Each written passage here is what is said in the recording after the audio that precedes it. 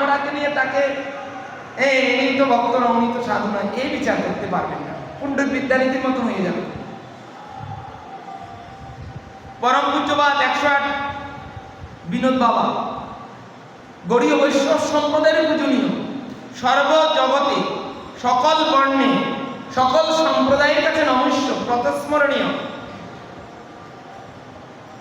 বন্দনীয়, আদরণীয়, নমস্য, প্রণম্য, বিদ্বান, জ্ঞানী, বিচক্ষণ, চিন্তাশীল, গুরু ভক্তি পরায়ণ, সাধু সেবা পরায়ণ, ব্রজের বিভূতি, ব্রজের অলঙ্কার, বৈষ্ণব সম্প্রদায়ের অলঙ্কার সম্পদ শ্রীল বিনোদ দাস বাবা, তিনি চা পান করেন। একাদশীর দিন ওনার ওখানে আমি গতবার দীপ্ত ছিল, এই পাগলা ওখানে জাগরণ করছি, উত্থান একাদশীর জাগরণ, সবাইকে চা দিচ্ছে কাপ, অর্থাৎ চা পান করলে তো আর ঘুমাবে না, চা পান করতে দিচ্ছে, চা পান চা পেলো আমরা তো চা পান করি না। কারণ আপনি ওখানে গিয়ে দৌড় ধরবেন, আপনি তো ওখানে গিয়ে দৌড় দিকে জানি দেয় 33,000 ভোল্টে বাস্ট হয়ে যাবে। সাবধান, কেরামতি সব জায়গায় পাণ্ডিত্য খারাপের না, নিজের ভজন নিয়ে। আমি দেখেছি আমার সামনে প্রভাত ভক্ত মহাশয় নবদ্বীপে, প্রভাত ভক্ত মহাশয়, ওনার গুরুদেব আমার পরম গুরুদেব প্রভুপাদ জীবন গোস্বামী, ওনার এই ভক্তকে দাদু প্রভুপাদ দিচ্ছেন, উনি একটু পান করেন। প্রভাত ভক্ত মহাশয় তিনি তো পান করেন না, ওনার গুরুদেব, উনি আমার দিকে তাকাইছেন, আমি তো আপনার গুরুদেব দিতে আপনি পাই না, গুরুদেব দিয়েছে।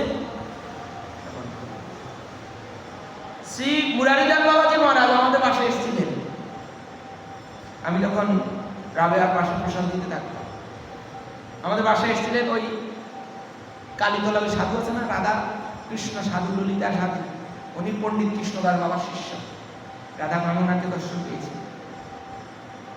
উনি এসি ভক্তি বেদান্ত স্বামী প্রভুপাদের বন্ধু, সহপাঠী ছিল, এক চোখ দেখতো না, ইংলিশে টকিং করে। এসি ভক্তি বেদান্ত ওনাকে বলছেন বিদেশ থেকে, উনি বলছেন ব্রত ছেড়ে যাও না, ভক্তি বেদান্ত স্বামী প্রভুপাদ চলে গেছেন, উনি যাই। এগুলা জানবেন, সব কিছু করেন। লাবড়া বেশি করে খাবেন, লাবড়া খাইলে একক শুধু ছানার কাশ্মীরের মধ্যে পড়ে থাকেন না, হার্ট ব্লক হইল। লাবড়াতে প্রচুর কি বুঝিয়েছি, সব সঙ্গ করবেন, সবার সঙ্গে যাবেন, সব সঙ্গে যাবেন, রাম ঠাকুর আশ্রমে যাবেন, হরিওমে যাবেন, রামকৃষ্ণ মঠে যাবেন, ওই যে শঙ্কর মঠে যাবেন, সব জায়গা যাবেন।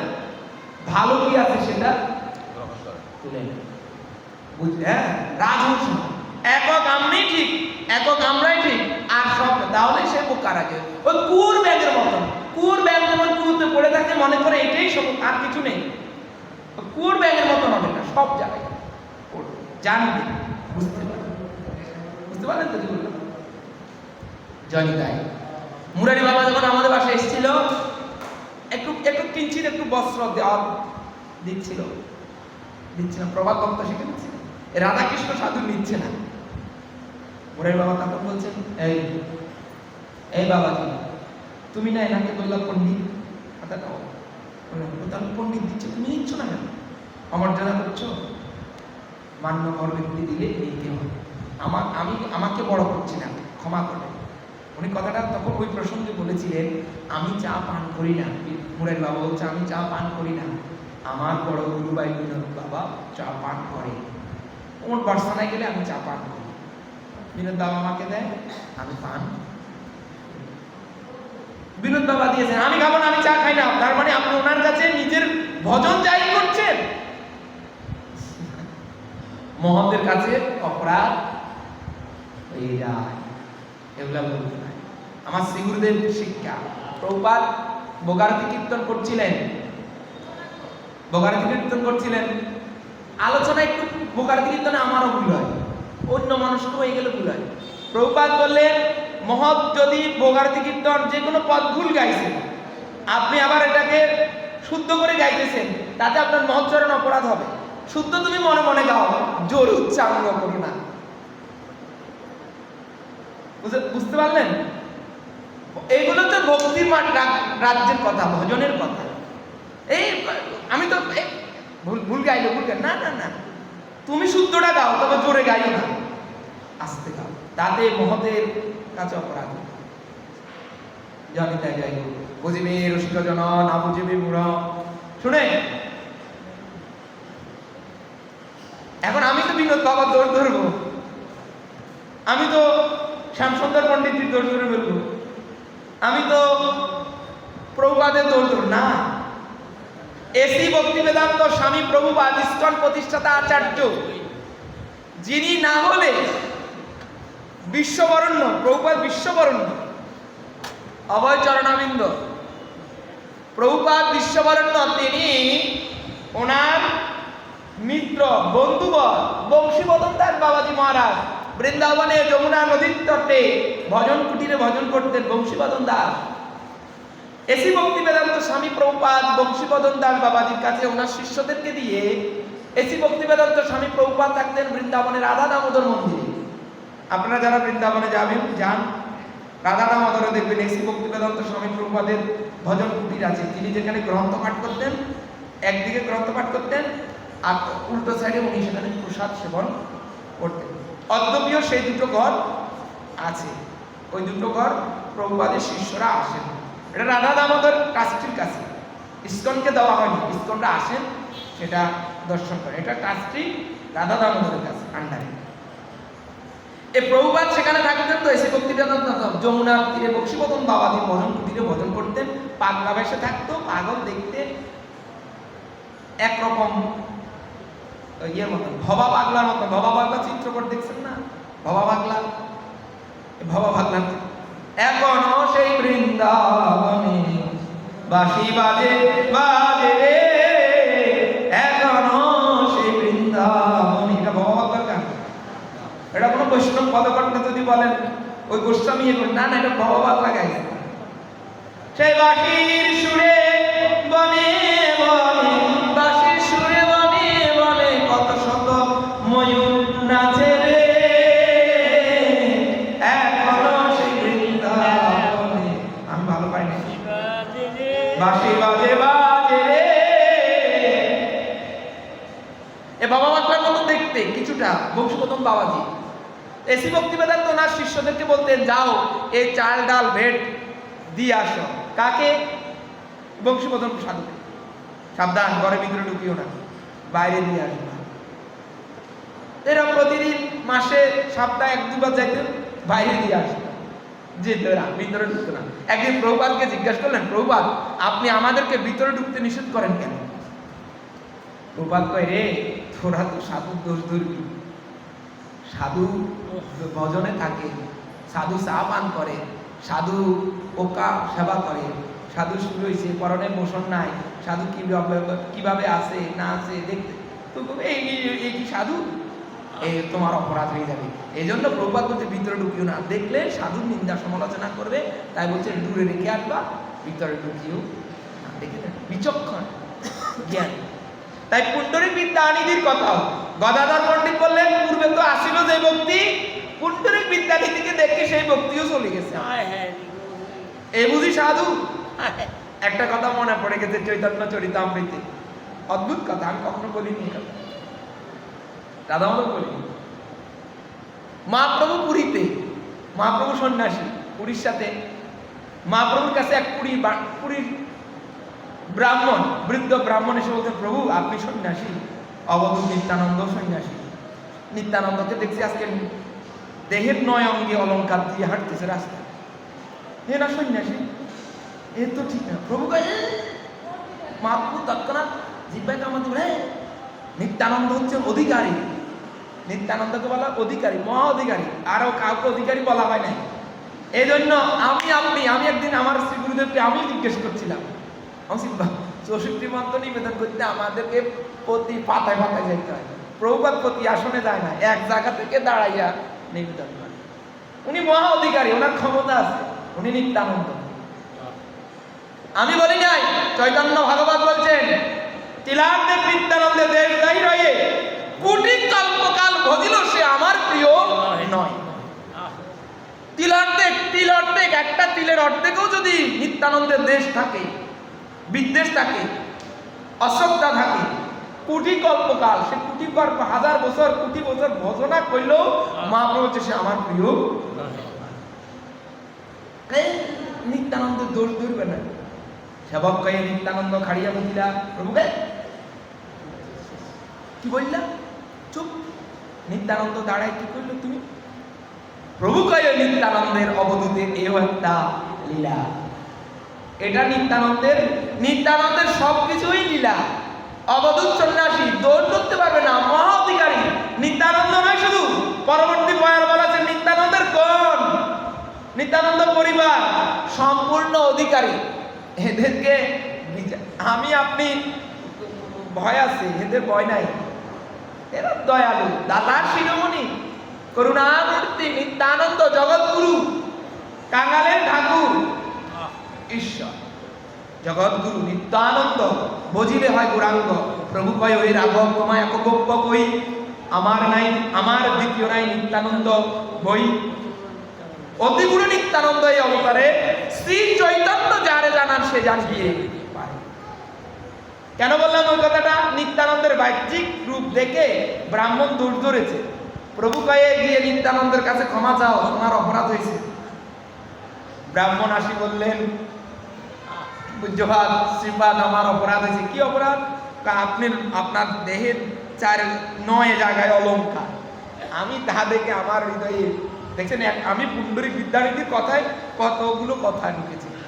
আমি তো আপনাকে দেখে আমার চিন্তা হচ্ছে আপনার হাতে সোনার আংটি, আপনার গলায় সোনার হার, চূড়া, কি সুন্দর।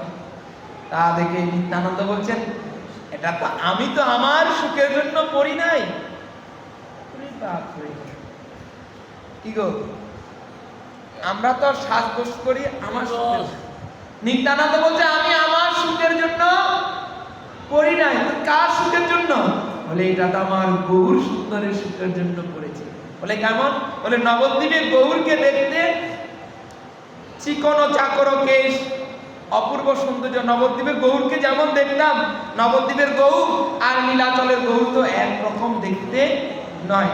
নবদ্বীপে তো তিনি রাজবেশে ছিলেন, পণ্ডিত রূপে ছিলেন, কাঁচাদারি গৌর ছিলেন। এখানে তো আর তিনি নেই, এখানে তো আর তিনি অলংকার পরিধান করছেন না, এখানে তো আর তার সেই কেশ নেই, এখানে তো মুন্ডিত মস্তক। তাই গৌরকে তো আমার প্রাণ দেহ মন সমর্পণ করেছি যেই দিন গৌর দর্শন করেছি। তাই এই দেহ তো আমার নয়, এটা গৌরের দেহ। তাই আমার সুখের জন্য আমি অলংকার পরিধান করিনি, আমি করেছি গৌরের সুখের জন্য, গৌরকে সাজানোর জন্য। গোপীগণ নিজের জন্য সাজেন নাই, গোপীরা সেজেছিলেন কৃষ্ণের প্রীত সুখের জন্যই সেজেছিলেন। আমি তো বাহ্যিক চিন্তা করেছি ইনি আমার। ভক্তরা সাজেন কেন? নিজের জন্য না, ভক্ত সাজেন, তিলক কনকন করেন, এগুলা প্রভু সুখ পায়, প্রভুর সুখ হয়। গোবিন্দ দাসের কথা মনে পড়ে। গোবিন্দ দাস বলছেন, নিমাই আমি তোমার সুখের জন্য তোমার সেবা করি না। মহাপ্রভু বলছে তবে কার সুখ হয়? গোবিন্দ দাস মহাপ্রভু সিনিয়র গুরু ভ্রাতা, ঈশ্বর পরিবাদের শিষ্য, পুণ্ডরিক বিদ্যানিধি মাধবেন্দ্র পরিবাদের শিষ্য। এই ঈশ্বর পরিবাদের শিষ্য গুরু হচ্ছে মাধবেন্দ্র পুরী, ঈশ্বর পরিবাদের শিষ্য হচ্ছেন নিমাই পণ্ডিত শ্রীকৃষ্ণ চৈতন্য ভারতী। তিনি ঈশ্বর পরিবারের শিষ্য, দীক্ষিত শিষ্য। আর সন্ন্যাসীর গুরু হচ্ছেন শ্রীকৃষ্ণ চৈতন্য মহাপ্রভুর সন্ন্যাসী কেশব ভারতী। আমাদের 10টা সন্ন্যাসীর, দশনামী সন্ন্যাসী একটা ভারতীয় সম্প্রদায়। চৈতন্য চরিতামৃত বলছেন, শ্রীমৎ মহাপ্রভু বলছেন তুমি যে আমার সেবা করছো সুখ কার হয়? গোবিন্দ বলছে না, আমি তোমার সুখের জন্য সেবা করি না। তবে কার জন্য? গোবিন্দ বলল, নিমাই আমার গুরুদেব বলেছেন তুমি ভগবান, তোমার সেবা করলে আমার গুরুদেবের সুখ হয়। ঈশ্বরপুরী যখন জানতে পারছেন নিমাই পণ্ডিত ভগবান, গুরুই এত শিষ্যের চরণে হাত দিতে পারেন না, তাই ঈশ্বরপুরী পাদ সেবক গোবিন্দ দাসকে আদেশ করলেন, তুমি আজ থেকে নিমাই পণ্ডিতের সেবা করিও, নিমাইয়ের সেবা করলে আমার সুখ হবে। তাই গোবিন্দ বলছেন, অগরিমায় আমার গুরুদেব বলেছেন তুমি ভগবান, তোমার সেবা করলে গুরুদেবের সুখ হয়, গুরুদেবের ইচ্ছা পূর্ণ হয়। তাই শ্রী গুরুদেবের সুখের লাগি নিমাই আমি তোমার সেবা করি। এগুলা ভক্তির কথা, এগুলো প্রেমের কথা, বজস মানে এগুলো খুব করুণ বিরহের কথা। হ্যান্দি শুনতাম শ্রী গুরুদেব সুখ পাবে তোমার সেবা করলে, আমার গুরুদেব তুমি কি সুখ পাও সেটা আমার দেখার বিষয় নয়। তোমার সেবা করলে গুরুদেব প্রসন্ন হন, গুরুদেবের সুখ হয়। বাবা গোবিন্দ দাস চৈতন্য চরিতামৃতের মধ্যলীলায় অন্তলীলায় 10ম পরিচ্ছেদে আছে এই কথা। গোবিন্দ কয় আমার সেবা নিয়ম, সেবা লাগি অপরাধ 3 বার নরকে গমন, সেবা লাগি কোটি অপরাধ না গণি স্বনিমিত্ত অপরাধ আবাসক হয়। আমি ওদিকে গেলাম না। পুণ্ডরীক বিদ্যানিধিকে দেখে গদাধর পণ্ডিতের বলছেন আমার যে পূর্বের ভক্তি ছিল তাও চলে গেছে। তুমি কি সাধু দেখাইলা, হাতে আংটি, গলায় সেন, আবার তামুক সেবা করে। সাবধান, এই ক্ষুদ্র বিচার এগুলা দিয়ে বিচার করবেন না। দামবাসী আসছে নবদ্বীপ থেকে, আপনি কোন দিনে চা খান, উনি মঙ্গল আরতির টাইমে উঠে না হইল নি, তো উনি না উঠলে কি হয়েছে, উনি তো লীলা স্মরণে মঙ্গল আরতি দর্শন করছে, উনি তো বৃন্দাবনে। আচ্ছা আপনি না দেখছেন এখানে, উনি তো বৃন্দাবন। আমার কি ক্ষুদ্র জ্ঞান, আমি তার বিচার করতে পারি? আমাকে প্রশ্ন করেছিলেন আমার গুরু ভাই সিনিয়র গলায়পদ দাস, গলাদের সঙ্গে সভাপতি, ভারপ্রাপ্ত বর্তমান সভাপতি না, হ্যাঁ, উনি আমাকে প্রশ্ন করছিলেন এই ব্যাপারে। আমি ওনাকে একটা কথা উত্তর দিয়েছিলাম, শুনেন চমৎকার। কি প্রশ্ন? যে উনি মঙ্গল আরতি উঠে, উনি সাধু, আরেকজন মঙ্গল আরতি উঠছে, উনি সাধু। আমি বলছি মঙ্গল আরতি কে উঠলো, কে আগে ঠাকুর করে ঢুকলো, এই দিয়ে বিচার হয় না।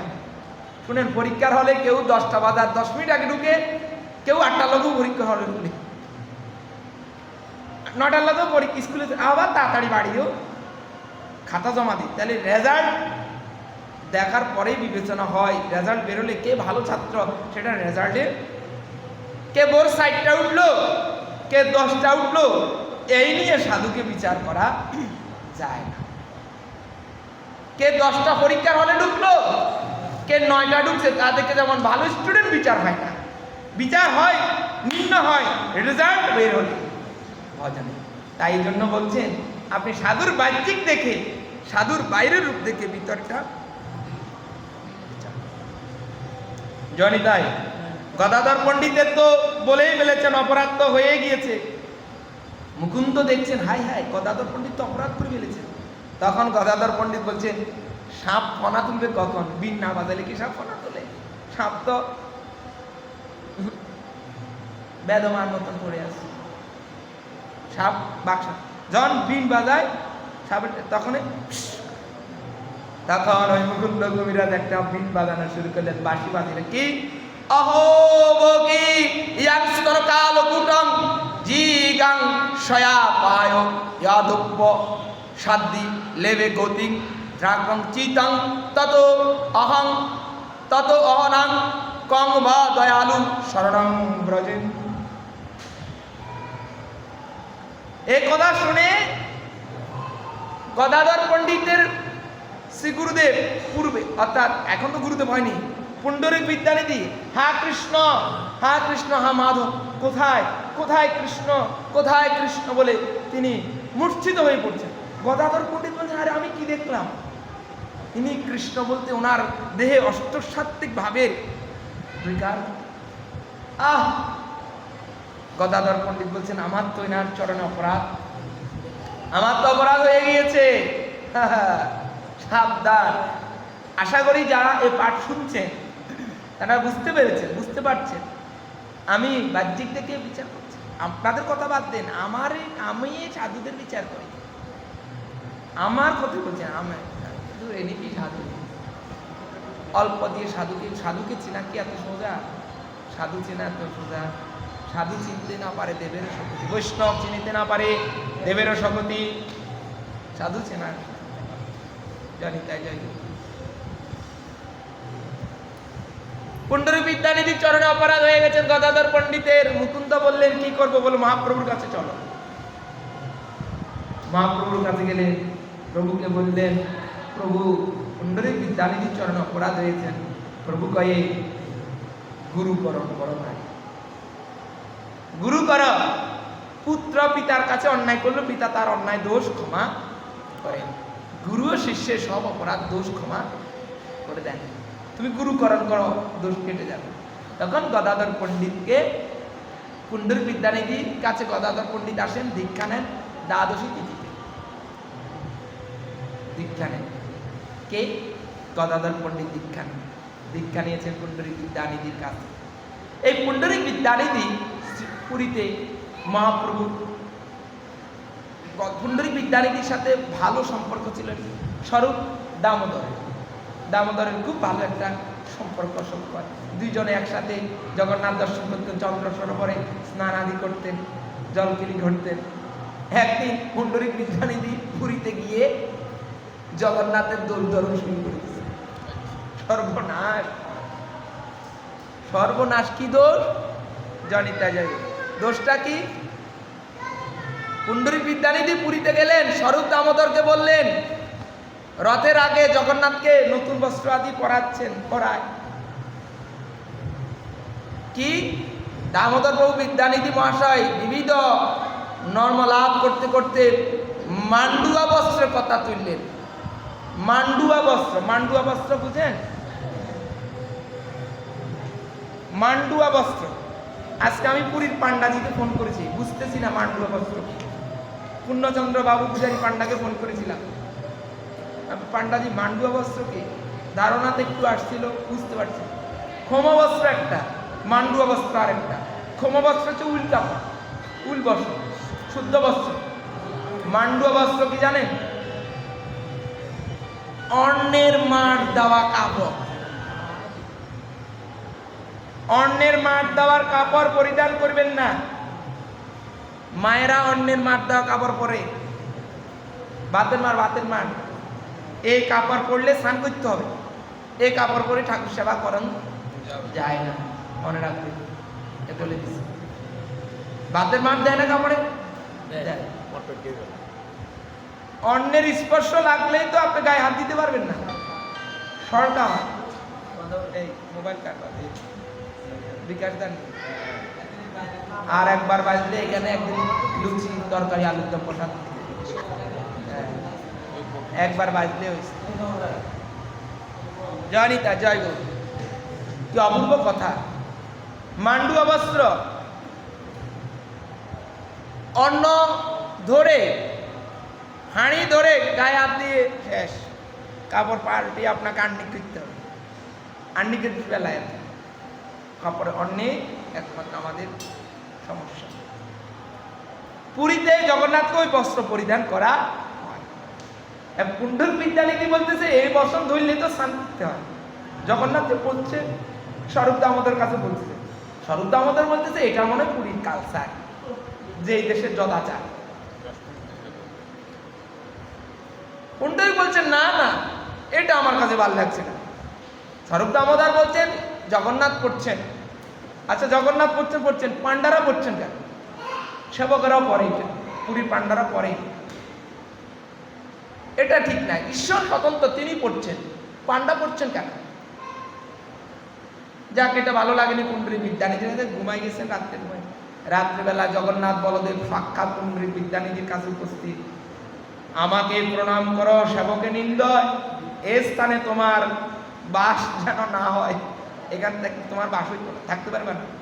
আমাকে প্রণাম করো, আমার সেবকের নিন্দা করছো। বুঝতে পারলেন তো?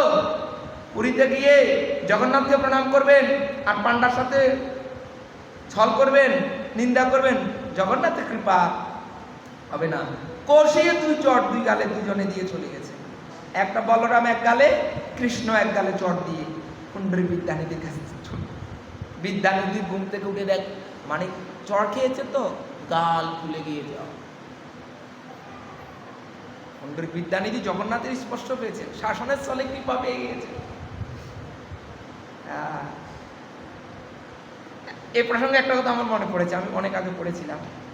রামানুজ সম্প্রদায়ের রামানুজি একবার পুরীতে আসছিল। রামানুজি, এই রামানুজি আসে পুরীধামের যে সেবা, পুরীধামের সেবা এটা পাণ্ডাদের যেভাবে বলে সেভাবে হয়। ওখানে কোনো রাজতন্ত্র চলে না, রাষ্ট্রের কোনো ধারা, রাষ্ট্রের নীতিতে পুরীর মন্দিরের সেবা হয় না। পুরীর মন্দিরের সেবা হয় পুরীর পাণ্ডাদের মতো। এই করছেন রামানুজি এসে রাজার সাথে কথা বলে পুরীর মন্দিরের সেবার নিয়ম পাল্টাই দিয়েছে। আগামীকাল থেকে এইভাবে সেবা হয়। বেশ, রাজা যা বলছেন গজপতি। সকালবেলা ভোরবেলা তো শ্রীমঙ্গল আরতির সময় ধার খোলা হয়, সবাই পাণ্ডারা রেডি, এখনো রামানুজি আসে নাই। ওমা আসতে বিপদ, এখান থেকে তো বেলা হয়ে যাচ্ছে, জগন্নাথের সেবা আগের মতন আবার সেবা করতেছে। পুরীতে আর রামানুজকে দেখা যাচ্ছে না, কই গেল রামানুজ? একজন বারাণসী থেকে আসলো, উনি আসি বলছে আমি রামানুজিকে ওখানে দেখে আসছি। কি করলেন? রামানুজিকে দেখলে আপনি না পুরীতে? বলছেন না, আমাকে গতকাল রাত্রে জগন্নাথ আসি আমাকে বলতেছেন আমার সেবা তুমি পাল্টাতে চাইতেছো, আমার সেবা আমার সেবকরা যেভাবে করে সেভাবে হোক, তুমি এখানে থাকতে পারবে না, এখনই এই রাত্রে এখান থেকে চলে যাও। কি করে যাবে? ভগবান বিষ্ণুরের পক্ষী, গরুর পক্ষীর পিঠে চড়ে ওই রামানুজিকে পুরী থেকে ওখানে পাঠিয়ে দিয়েছে। পুরীতে থাকতে দেয় না রামানুজি, পুরীতে থাকতে পারে নাই, গরুর পাখির পিঠে করে রাতে রাতে দিয়ে আসবো, এখানে থাকিও না, থাকবে তুমি সেবার মধ্যে বেজার করি। কাবিরাতি করি না, কাবিরাতি করলে সাবধান, সব জায়গায়। পুরীতে যাবেন, পান্ডারা ছড়ি দিবে তাই পিঠের মধ্যে ব্যথা, মারো দিলে কি হবে? টাকা চাইলে 10টা দিলেন, দিচ্ছেন, না দিলে না দিলেন, কিছু বললেন না।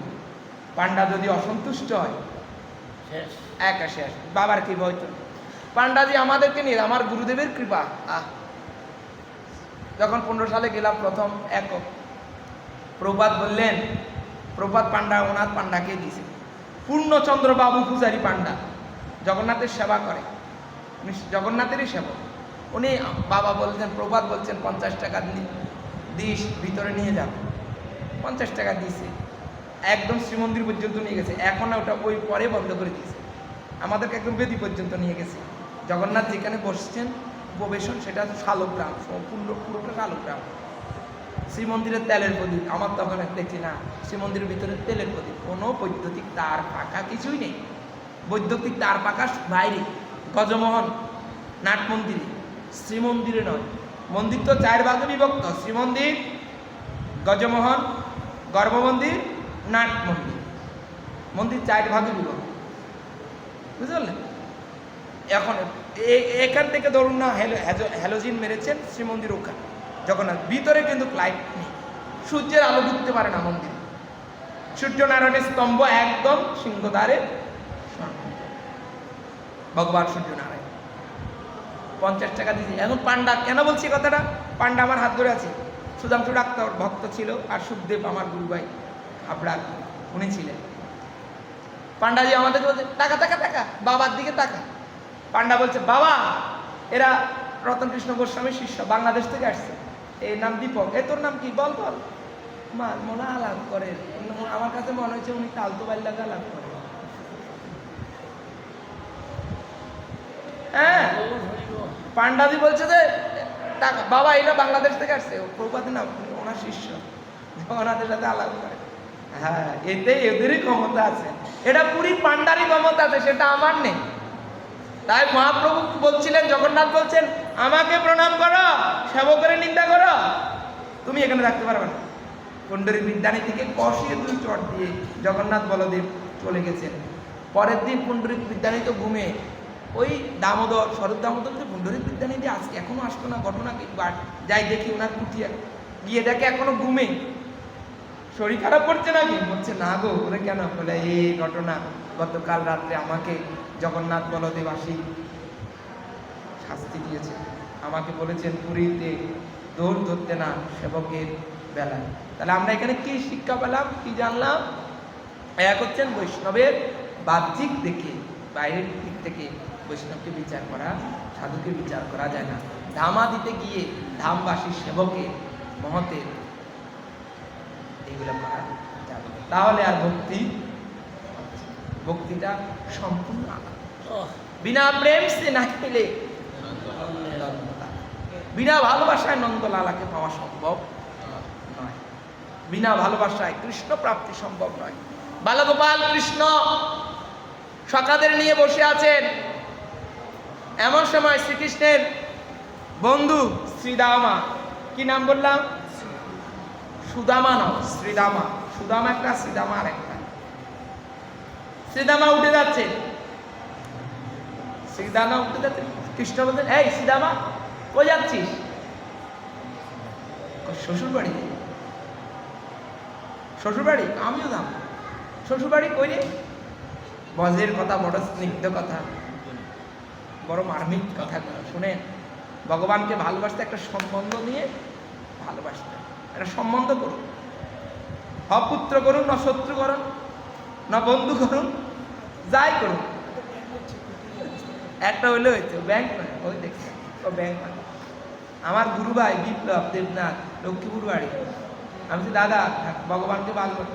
আমি তো ভালোবাসি ঠাকুর, ভগবান আমার 10 লাখ টাকা দেখ, কালকে বৈষ্ণব সেবা দেবো 1 লাখ টাকা, আপনাকে পাঠকেরও দান করুন। আমি কোনো আপনি দিতেন না। ভগবানের যখন এত অবিশ্বাস, 1 লাখ টাকা রাখি দিই, বাকি গুণ দিয়ে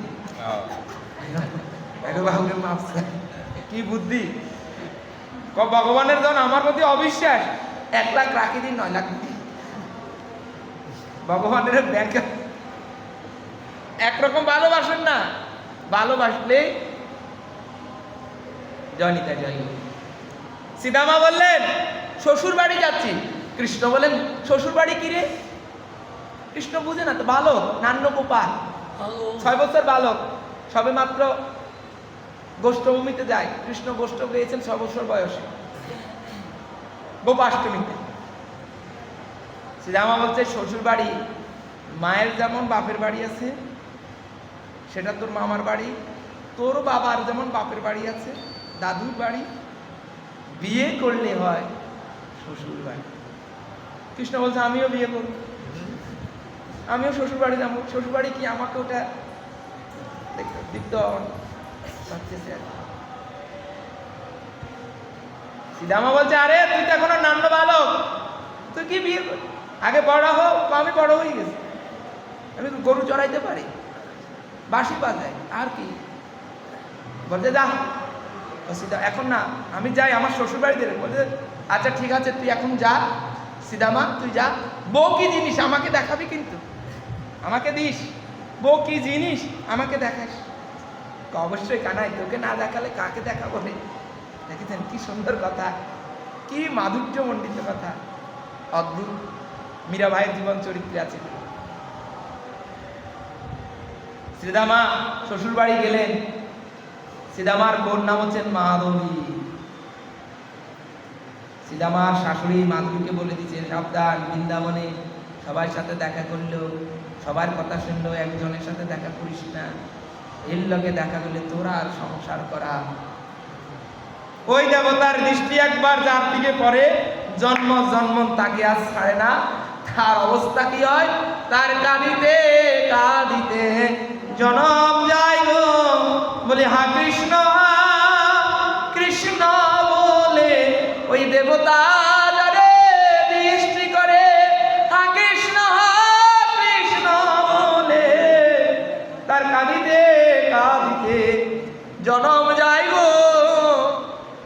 সীতামা শ্বশুর বাড়ি থেকে আসলে সীতামার বউকে বলে দিলেন, নতুন বউ তো স্বাভাবিক, কানাই তো অপেক্ষা করে আছে, সীতামা বউ আনবো, বউ কি জিনিস দেখবো। বনে আসছে, বউ তো ব্রজবাসী মায়েরা তো ঘোমটা দিয়ে থাকে, আদি ব্রজবাসীরা ঘোমটা দিয়ে থাকে। সীতামা, এই সীতামা তোর বউ কই? বউকে দেখাবি না? ওই লক্ষ্মীপুরতে বউ কই? আমার দেখলে বউ কই? কালকে জিজ্ঞেস বউ কই? সীতামা বউ কই? বালক কৃষ্ণ বলতেন সীতামা এই বউ কই? কই কই গো, কানাইকে মুখটা দেখাও। সীতামার বউ মা বলে দিয়েছে কানাইকে, এই কানাই নাম শুনেছে তো, বলছে না এই কানাইকে মুখ দেখাইতে না, কানাইয়ের সাথে কথা বলতে। কানাইকে আর মুখ দেখা। কানাই বলছে, হ্যাঁ সীতামা কই তোর বউর মুখটা দেখা, দেখি বউ কি জিনিস। জানি তাই এর আগে থেকে তো কানাই মাকে গিয়ে বলছে, মা মা নারায়ণের পুজো করছে মা যশোদা। গোপাল বলছে, মা আমি বিয়ে করবো।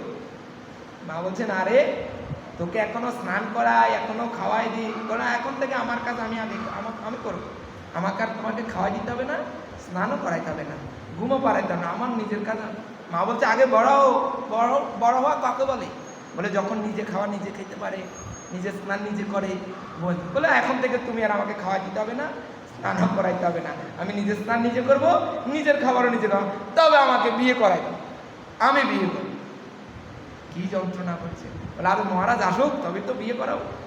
কানাই বিয়ে করবে ব্রজের কথা। দেখেন তিনি সরৈশ্বর্যপূর্ণ ভগবান, সব ভুলে গিয়ে, ভগবান সত্তা ভুলে গিয়ে তিনি আজ বালগোপাল কৃষ্ণ বালকের রূপে কথা বলছেন। সীতামাকে বলছেন, সীতামা তোর বউকে দেখা। সীতামার বউ মুখ দেখাচ্ছে না, কানাই কাঁদছে, সীতামা তোর বউ আমার দিকে তাকাচ্ছে না, একদিন আমার জন্য তাকে কাটতে হবে। এ বলে গেলাম। মাধবীর সাথে আর দেখা, মাধবী তো মুখে দেখালো না, বউ মুখ দেখালো না, কানাই চলে গেল। পরের দিন সকালবেলা নববধূ তো সকালবেলা ঘুম থেকে উঠে সবাই বলতেছে, গোপাল আজ কি বেশ করেছে, গোপাল কখন গোষ্ঠে যাবে, গোপালের মাথায় আজ মন পাকা আছে কিনা, কৃষ্ণ কি করছে, কানাই কোথায় আছে, সবাই মুখে কানাইয়ের কথা। মাধবী ভাবতেছে তবে যে আমাকে মা বলেছে মাধুর কৃষ্ণকে মুখ দেখাতে না। সীতামা বললেন, তুমি কি করলে, কানাইকে কষ্ট দিলে? আরে কানাই যে আমাদের সর্বস্ব। এই সীতামার বউয়ে মাধবী হচ্ছেন মীরা ভাই। এই মাধবী তিনি মীরা ভাই। যখনই ব্যাকুল হয়ে গেছিলেন, কৃষ্ণকে আর পাচ্ছে না, আর থাকতে পারছে না, কৃষ্ণ বিরহে কাঁদছেন। হ্যাঁ, আহার চলে গেছে, নিশি চলে গেছে, দিবানিশি কৃষ্ণ। সীতামা বউ মাধবী কৃষ্ণ বিরহে ব্যাকুল কাঁদছেন। যমুনায় নদীতে জল আনতে গিয়ে কৃষ্ণ আর ওই ভক্তের ক্রন্দন তো অনেক আকুতি, আর থাকতে একটু ঝলক দর্শন কৃষ্ণ সীতামার বউকে মাধবীকে দেখিয়েছে, দর্শন দিয়েছে। তাতেই সেখানেই মাধবী অচৈতন্য হয়ে পড়ে আছে।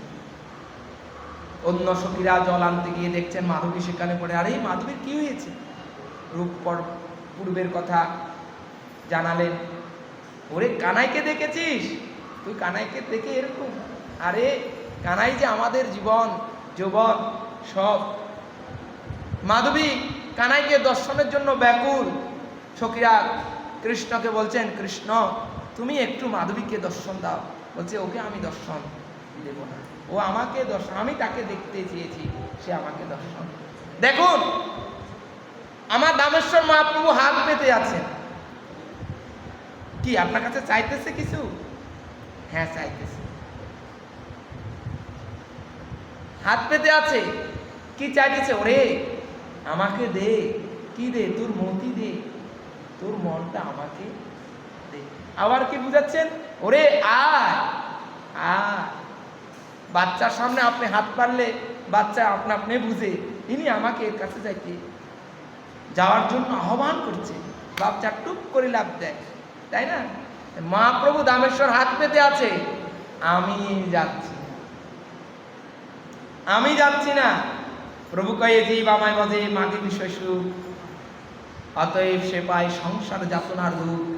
জীব মূর্খ আমি বিজ্ঞ, বিষ কেন দিব, সচরণামৃত দিয়ে বিষয় ভুলাইব। কৃষ্ণ বলছেন, আমি শ্রীদামার বউকে দেখতে গিয়েছি, দর্শন দিতে গিয়েছি। শ্রীদামার বউ মাধবী আমাকে দেখতে চায়নি, আমার দর্শন চায়নি। আমাকে যখন সে ভোগ করলো, আমাকে দেখতে চায়নি, তবে আমি তাকে কাঁদিয়ে ছাড়ব। অত সহজে নয়। বেশ, মাধবীকে আরেকবার দর্শন দেব সখীদের কথা। কখন? গিরিরাজ গোবর্ধন লীলা চলে, সেখানে এক ঝলক দর্শন মাধবীকে দিয়েছে। মাধবীকে তখন কৃষ্ণ বলেছিলেন, মাধবী তোমার সাথে এখানে এই জটিলে আর তোমার সাথে দেখা এই জন্মে তুমি আমাকে আর পাবে না, আগামী জন্মে আমি দ্বারকায় চলে যাব, তুমি হয়ে আসবে মীরা ভাই, তুমি মীরা ভাই হয়ে আসবে। আমি দ্বারকায় রাজা হব, তুমি মীরা ভাই হবে। তোমার এই মাধবী জনম শেষে। এই মাধবী মীরা ভাই, রাজরানী মীরা বিকারিনী গিরিধারী, তোমারও লাগিয়ে ব্রাহ্মণ, রাজস্থানে ব্রাহ্মণের কন্যা হয়ে জন্মগ্রহণ করেছিলেন।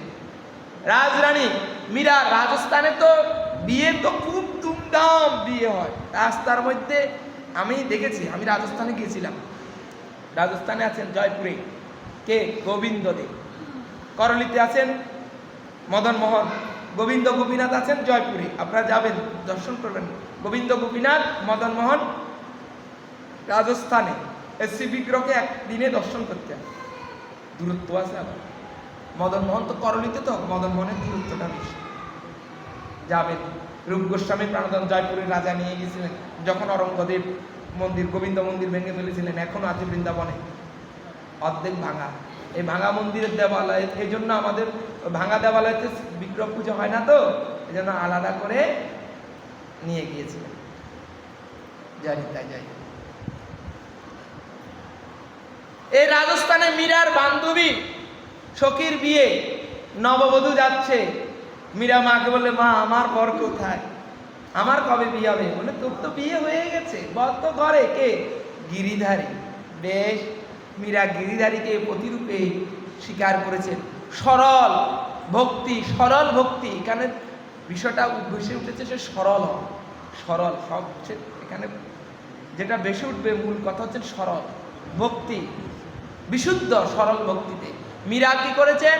ওই গিরিধারীকে প্রতিরূপে ভালোবেসে সিঁদুর পরেছেন, মালা বদল করেছেন, বিয়ে হয়েছে মীরার। গিরিধারীকে আলিঙ্গন করেছেন, মীরার সাথে গিরিধারীর আলিঙ্গন হয়েছে। মীরা, এই মীরার দেহ তো কৃষ্ণের সাথে বিলীন হয়ে গিয়েছে।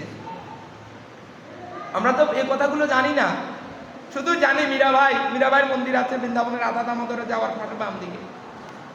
বান্দরে ধরেছে একবার ওখানে, ওখান থেকে বান্দরে সবগুলো বসে থাকে, ঘুরটু মারে। জানি তা যাই। মীরাবাই মাকে বলছেন, মা বলছেন, হারে তোর কপালে সিঁদুর কেন? বলে, আমার তো বিয়ে হয়েছে। কার সাথে? বলে, তুমি না বলেছিলে গিরিধারীর সাথে। এই গিরিধারীকে এই প্রতিরূপে সেবা করেছিলেন। বাংলাদেশেরও যে কালকে বলেছিলাম, বাংলাদেশের গৌরী, ঢাকার কন্যা, তাও ব্রাহ্মণের কন্যা, মেয়ে অপূর্ব সুন্দরী কিশোরী গৌরী, তিনিও চিত্রপট বিগ্রহ নও তুমি সাক্ষাৎ ব্রজেন্দ্র নন্দন, বিপ্র লাগি কর তুমি অসাধ্য সাধন। বিগ্রহ চিত্রপট, বিগ্রহ কথা বলেন, বিগ্রহ নয়, পাথর নয়, প্রস্তর নয়, দারু নয়, পিতল নয়, কাশ নয়, সাক্ষাৎ ব্রজেন্দ্র নন্দন। চিত্রপট সেবা করতেন গৌরী। গোবিন্দ বাবার শিষ্য ছিলেন, বৃন্দাবনে ভজন করতেন, ব্রজবাসীর ঘরে থাকতেন। 200 টাকা তার একটা সোনার আংটি ছিল, তা বিক্রি করে দীপাবলির দিন 100 টাকা দিয়ে তার প্রীতম, আরাধ্য দেবতার নাম রাখছিলেন প্রীতম, চিত্রপট সেবা করতেন। বাংলাদেশেরই, ঢাকার মেয়ে। আজ থেকে নাহলে 60, 70, 80 বছর আগের কথা। অদ্ভুত।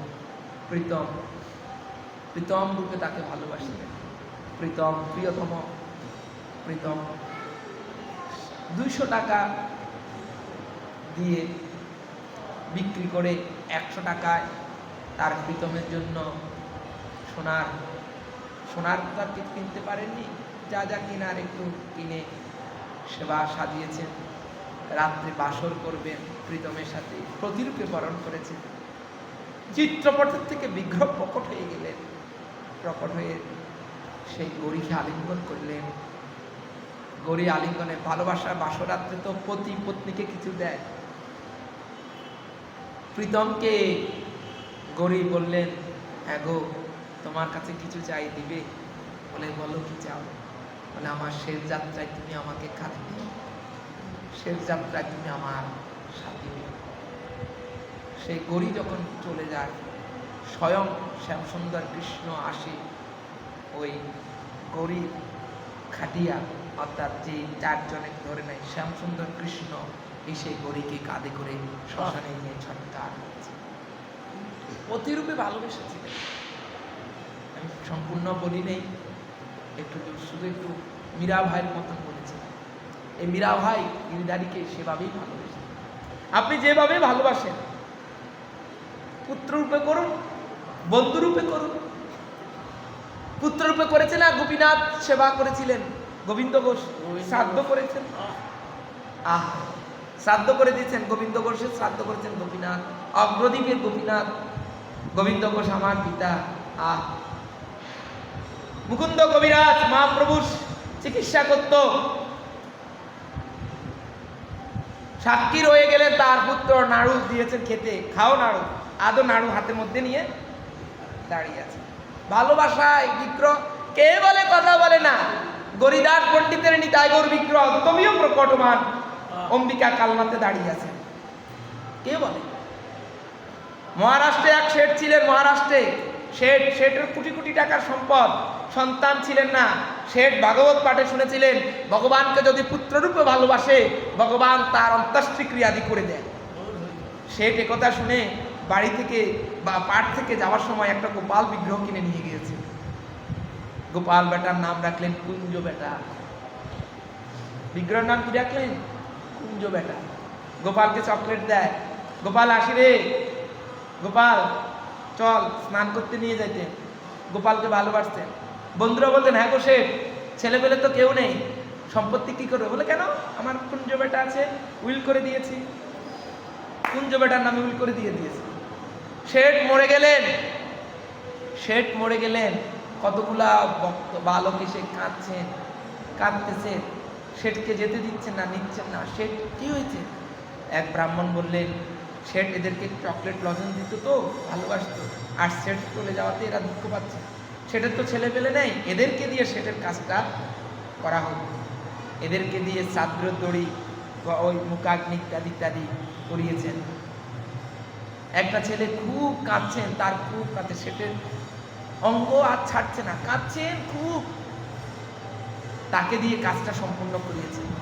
স্নান করে জলের মধ্যে স্নান করতে নামলেন শ্মশানে, স্নান করে দেখেন ওই বাচ্চা ছেলে আর উঠে আসছে না। তল্লাশি করা হলো, ডুবুরি আনা হলো, খোঁজা হলো, ছেলেটাকে পাওয়া গেল না। ব্রাহ্মণ দেবতা তিনি জানতে পারলেন এই ছেলেটা অন্য কেউ নয়তো, তার কুঞ্জ বেটা নয়তো।